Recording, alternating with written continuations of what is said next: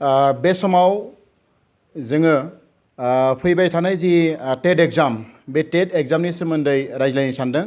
आरो बे समाव जोंजों टेट एग्जामनि सोमोन्दै रायज्लायनो थाखाय सासे टेट क्वालिफाइड टिचार जाय बिथाङा फोरोंगिरि हिसाबै खामानि मावगासिनो दङ बिथाङानो जादों लकेश्वर बर' लकेश्वर बर'खौ बे समाव एसएम निउसाव बरायबाय खुलुमबाय आच्छा नोंथाङा टेट एग्जामखौ माब्ला गिबियाव होजेनदोंमोन आङो टेट एग्जामखौ 2013 मायथाइयाव होजेनदोंमोन आरो आङो बे 2013आव खनसेयावनो होनानै आङो टेट एग्जामखौ पास खालामखादों एलपियावबो आं इउपियावबो आं मोननै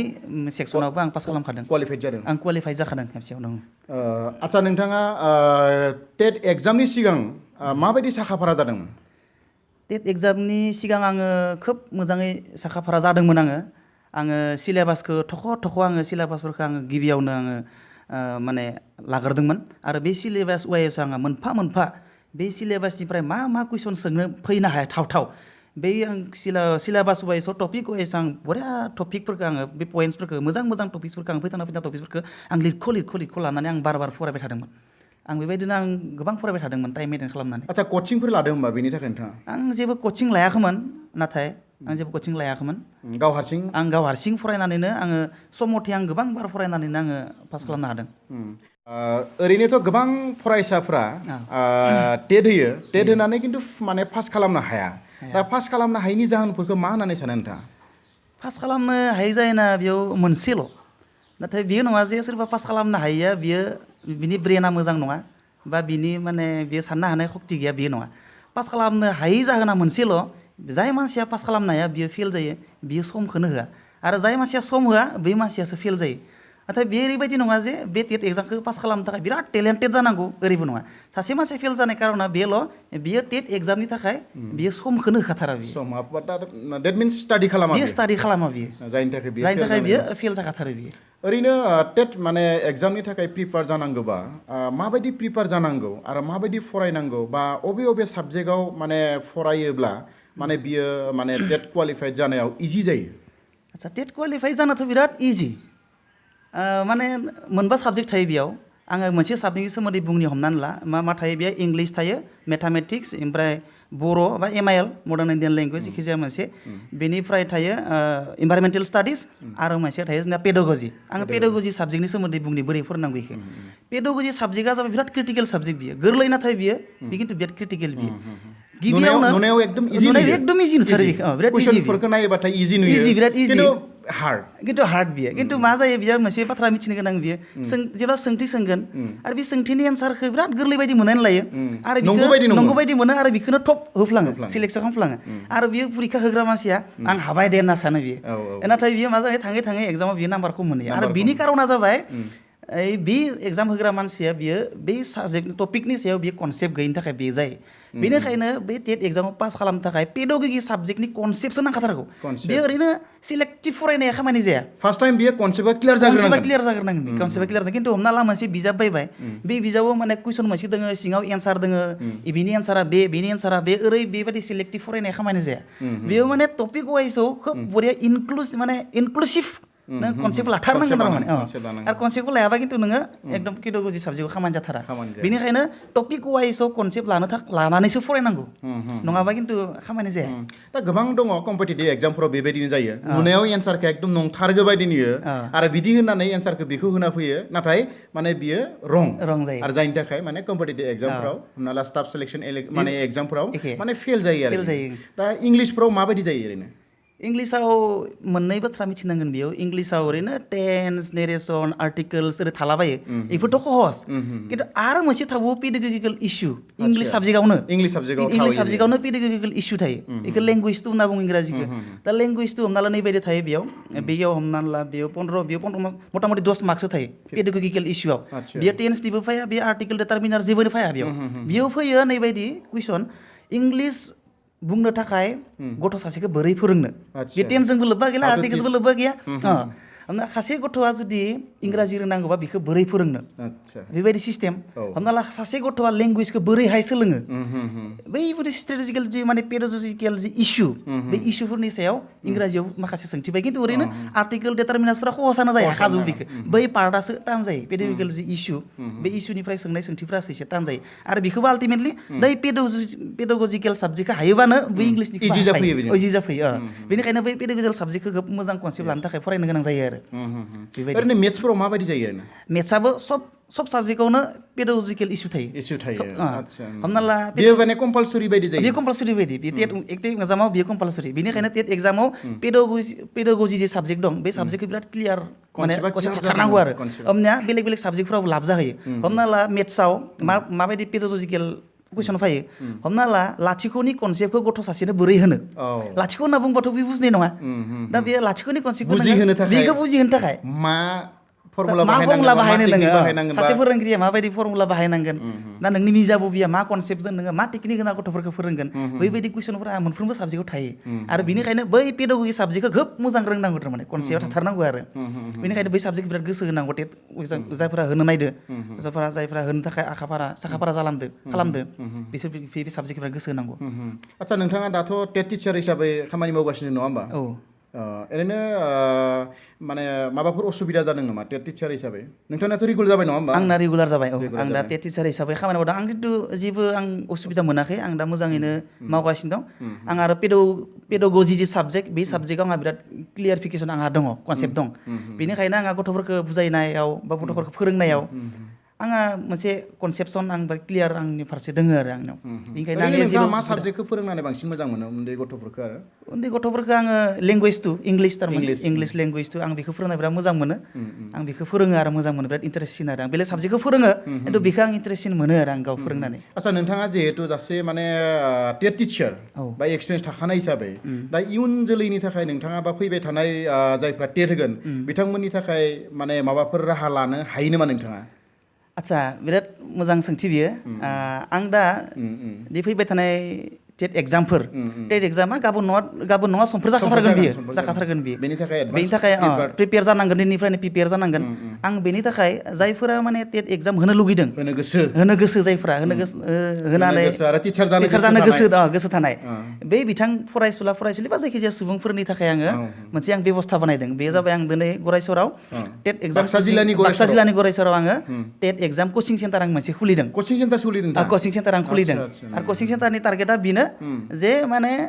जायफोरा माने टेट परीक्षा होनानै फोरोंगिरि जानो लुबैदों बिथांमोनखौ आङो माने गाइड होनाय आं दा होगासिनो दं एडमिसनसो सोलिगासिनो दं क्लासबो जागासिनो दं सेकेन्ड बेच साननैसोनि उनाव स्टार्ट जागोन बेनिखायनो जुदि सोरबा टेट परीक्षा होनानै टेट आनजाद होनानै फोरोंगिरि मावनो गोसो दङब्ला बे बाक्सा डिस्ट्रिक्ट गरायसरनि बे कचिं सेन्टार आंनि हेफाजाबाव दैदेनजानाय बे कचिं सेन्टाराव फैनो हायो आरो बोरै कुइसन फैयो माबायदि कुइसन फैयो बबे साबजेक्टनिफ्राय माबायदि कुइसन फैथावना बे बुस्थुफोरखौ बेनिफ्राय जोंनि कचिं सेन्टारनिफ्राय मोननो हागोन आरोखि आচ্ছা नोंथाङा जे टिचार मावनानै बे कचिं सेन्टारखौ माबायदि सोलायदों मा समाव सालायो बे माने क्लासा माबायदि जायो आচ্ছা बे आङो मेनेज खालामदों टाइम मेनेजमेन्टनि खोथाथ' जोङो टाइम मेनेजमेन्ट खालामनो रोङो आङो 4टानिफ्राय बेलासि जायो आङो जोंनिथ' फरायसालिया 2टायाव जोबो 1:30टायाव जोबो बेनिफ्राय जों 4टानिफ्राय एग्जाम थानाय समाव आरो ओमफ्राय जोङो एग्जाम थानाय समाव ओमफ्राय जोङो सानडेफोराव थायो ओमफ्राय जोङो 4टानिफ्राय जोङो सानफ्रोमबो क्लास खालामो जोङो 4टानिफ्राय ओरैनो बेसेसो स्टुडेन्ट दं दा स्टुडेन्टआ 50 जन दं 50 जन दं आरो माखासेफ्रा फैगासिनो दं दा कल खालामगासिनो दं आरो फैगोन जागासिनो दं सानफ्रोमबो जागासिनो दं आरोखि स्टुडेन्टफोरा थिगैनो दङ माने 50 स्टुडेन्ट बेयाव अनलि बर' स्टुडेन्ट नामा बियो बर' स्टुडेन्टनि थाखायल' नङा एसामिस मिडियामनि थाखायबो आरो बर' मिडियाम मोन्नैबो मिडियामनि थाखाय बेयाव सुबिदा लाखिनाय जादों एसामिस स्टुडेन्ट दङ नामा बेयाव एसामिस स्टुडेन्ट दङ माखासे एसामिस स्टुडेन्ट दं बेलेग सेपारेट फोरोंनाय जायो एसामिस मिडियामखौ बेलेग बर' मिडियामखौ बेलेग फोरोंनाय जायो दा बेबायदि आरो आচ্ছা बे कचिं सेन्टाराव नोंथाङा हारसिं कचिं क्लास खालामो ना आरो नोंथांजों लोगोसे सोरबाफोर दंबावो आरो आं हारसिं नङा आङो कचिं सेन्टारखौ मेनेजबो खालामो आं फोरोङो आरो आंजों लोगोसे फोरोंग्रा दंफादेरो एसामिस मिडियामनि थाखाय 2 दं मा नाम मान्थि मुजुमदार होननाय बिथाङा एमएससि आरो एमइ टेट क्वालिफाइड एमइ स्कुलाव मावगासिनो दं आरो एसामिस मिडियामनि सासे टिचार दं फेकाल्टि दं बेयो जाबाय दिलीप नाथ होननाय बेबो एलपि इउपि मोननैयावबो टेट क्वालिफाइड आरो मास्टार हिसाबै खामानि मावगासिनो दं आरो बर' फेकाल्टि सासे दंबावो टिचार दंबावो बेयो जाबाय बिस्थिराम नार्जारि होननाय बिथाङाबो एमए आरो एलपि इउपि मोननैबो टेट क्वालिफाइड दा बेखिना फेकाल्टि जोङो बे कचिं सेन्टारखौ सालायगासिनो दं आरोखि बेखिना आच्छा नोंथां जिहेतु टेट क्वालिफाइड जानांगौबा पेडाग'जि साबजेक्टआ बिनि कनसेप्टआ क्लियार जानांगौ जिहेतु दा बिनि सोमोन्दै आंबो एसे मिथिनो लुबैदों जिहेतु बिनि कनसेप्टखौ जोङो माबायदि क्लियार खालामना लानो हायो आच्छा बियो खोब इन्टारेस्टिं साबजेक्ट दे खिन्थु बियो पेडाग'जिया बिराद इन्टारेस्टिं साबजेक्ट बरिं देखायो मानसिफोरा खिन्थु बरिं बुजि मोना ना कनसेप्टखौ बुजि मोना ओमफ्राय बियो थारमाने पेडाग'जि साबजेक्टनि ओंथियानो साइन्टिफिकेल एनालाइसिस गथ'नि डेभेलपमेन्टनि मेलेमनि डेभेलपमेन्ट बडिनि डेभेलप मोननै डेभेलपमेन्ट बियो बेनि माने साइन्टिफिक एनालाइसिस खालामनायनि मोनसे साबजेक्ट बियो माने पेडाग'जि साबजेक्टआ बिनिखायनो गोनां पेडाग'जि साबजेक्टनि ओंथिखौ जों सुंद'यै बुंनो थाङोबाथाय टु आन्डारस्टेन्ड द चाइल्ड गथ'खौ बुजि मोननाय गथ'खौ बुजि मोननाय डिटेल्स गथ'नि जि गथ'नि साननाय हनाय गथ'नि देहाया बोरै देरो गथ'नि मेलेमा माबायदि डेभेलप जाबोयो बेनिफ्राय हमनानै ला गथ'आ माबायदि मोनसे जिनिसखौ सोलोङो बिनि माइन्डनि जि मेकानिजम बै मेकानिजमफोरा थारमाने पेडाग'जि साबजेक्टआव थायो दा बेनिखायनो बे बुस्थुखौ गथि बुजिनांगौ दा हमनानै ला आं मोनसे बुंनि हमना ला पेडाग'जि साबजेक्टनि आं मोनसे सिलेबासनि बाथ्रा टपिक मोनसेनि बाथ्राखौ आं गोसोखांदों बेखौनो बुंबायदो चाइल्ड डेभेलपमेन्ट होननाय मोनसे लेसन दं पेडाग'जि साबजेक्टनि सिगाङाव गोलैयो चाइल्ड डेभेलपमेन्टआव मा थायो हमना ला गथ'आ बोरै माने डेभेलप जायो डेभेलपमेन्ट होनना बुंबाथाय खिन्थु जोङो नैखौसो बुजि मोननो हानाय गारि गुरा थानाय हा हु थानाय टिं न' बांला थानाय खिन्थु पेडाग'जिनि रावाव बेयो डेभेलपमेन्ट नङा पेडाग'जिनि रावाव डेभेलपमेन्ट माने माइन्डनि डेभेलपमेन्ट गासै गथ'नि सोलेरारि आरो बिनि गोसोआरि डेभेलप जानाय बियो बोरै बाथ्राखौ सोलोङो बिनि माने बडिया बोरै देरलाङो लाखै दा बै बुस्थुआसो पेडाग'जिनि रावाव डेभेलपमेन्ट दा बै सागै किसुमान क्रेसि बुस्थुफोरखौ नोङो थारमाने कनसेप्टखौ क्लियार लाथारनो गोनां जायो आरो ओरैनो माने पेडाग'जि जि साबजेक्ट बे साबजेक्टनि जि कनसेप्ट बे कनसेप्टआ जुदि क्लियार जायोबा बे सियर जे टेट माने क्वालिफाइड जानो हायो बेयो जाथारखागोन आरो जिहेतु गासैबो साबजेक्टआव बि रिलेटेडखा मोनफ्रोमबो मोनबा साबजेक्ट दङ टेटआव मोनबा साबजेक्टआवबो पेडाग'जिनिफ्राय कुइसन फायथारखागोन आरो इखौनो एक्सुवेलि एग्जामनि उद्देश्यआ बेखौनो माने टारगेट खालामनानै एग्जामखौ लानाय जायो गथ'नो माने सासे केन्डिडेटनियाव टेट होनो गोनां केन्डिडेटनियाव बे गथ'नि गियान दंना गैया गथ'नि फोरोंनायनि फारसे बिनियाव गियान दंना गैया पेडाग'जि साबजेक्टआ माने फोरोंनाय सोलोंनाय बिराद इम्परटेन्ट बियो गथ' खासेखौ माबोरै फोरोंनो हाथारि गथ' खासेखौ नों माबायदि फोरोंनो बिनि सलुसनाबो पेडाग'जियावनो थायो ओरैनो मा होनना बुङो टेट क्वालिफाइड जानांगौब्ला मेथ्स बा साइन्स बा धरि लक माने इंलिश बा जिखिनि माने साबजेक्टसफोर दङ बेयावहाय ओरैनो मा लेभेलनि माने क्लास 8 9 10 बा हाई स्कुल लेभेल बा हायार सेकेन्डारि लेभेल बा बेबायदि लेभेलनि बिजाब माबाफोर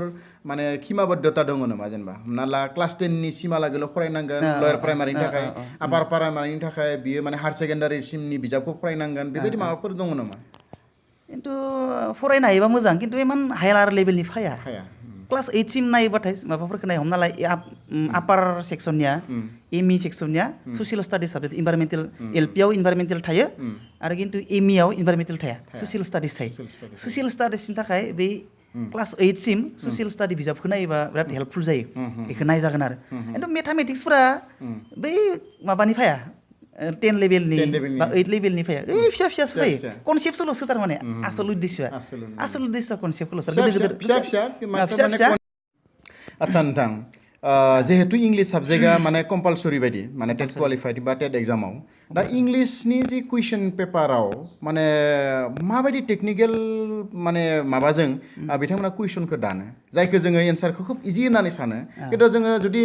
नायनो थाङोबा बेनि माखासे टेकनिकेल माने खालामनानै बिथांमोना कुइसन खालामो दा बेवहाय नोंथाङा माबाफोर एक्सपिरियेन्स दङ नामा बेफोर कुइसनफोरनि सायाव आच्छा इन्टारेस्टिं बियो दा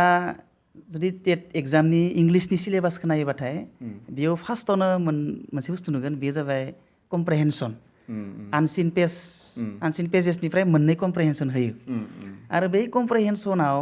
मोनसे इन्टारेस्टिं कुइसन होयो नैसा रोखोमनि इंलिश ग्रामार होनाय बेलेग गैया बे कम्प्रिहेनसनावनो ग्रामार सोङो आदसा मोनसे माने आनसिन पेजेस होगोन बेयाव बे पेजेसनिफ्राय कुइसन सोङो आरो बेनिफ्रायनो ग्रामारा बेजोंनो रिलेटेड आरो एक्सट्रा ग्रामारनि सोंथि फैया